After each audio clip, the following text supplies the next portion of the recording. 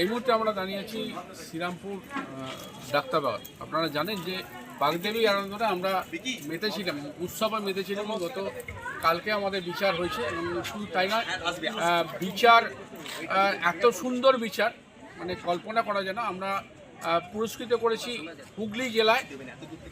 হুগলি জেলায় মৌসুমী মহিলা দ্বারা পরিচালিত। এবং আপনারা জানেন যে মহিলা যারা আমার ক্যামেরা পার্সনকে বলে একটু এগিয়ে আসতে হবে, যারা নারী তারা পারি এবং প্রমাণ করে দিয়েছে। 4 বছর ধরে বলাই বাহুল্য একই জিনিস এই মৌসুমী ধরে রেখেছে জেলার সেরা প্রতিভা। গত 4 বছর ধরেই একই জায়গায় ধরে রেখেছে। গত বছরও জেলার সেরা, প্রথম বছর জেলার সেরা, তার আগে বছর জেলার সেরা, এবছরও জেলার সেরা বৃহত্তম প্রতিমা এই পাড়া পেয়েছে। এবং শুধু তাই নয়, আগামী 5 বছরে সামনের বছরে কিভাবে নিউজ বাংলা প্রতিদিনের পাশে থাকবে আমরা কথা বলে নেব। কিন্তু তার আগে এরা আমাদের পাশে ছিল, এমনি কথা বলে নেব। মৌসুমী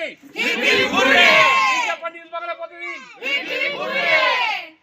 আমরা যখন কন্ট্যাক্ট ফর্ম দিতে এসেছিলাম, এক ভদ্রমহিলা আমাদের সঙ্গে বলেছিল যে এবছর ওই পুজোটা ছিনিয়ে নেবো, আপনারা আটকাতে পারবে না।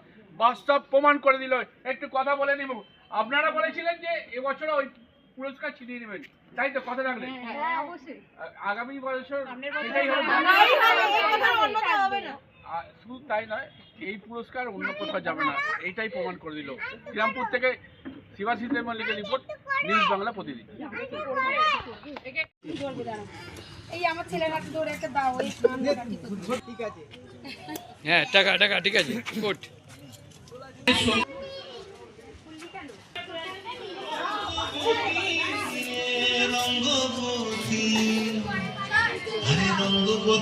রঙ্গবতী কোন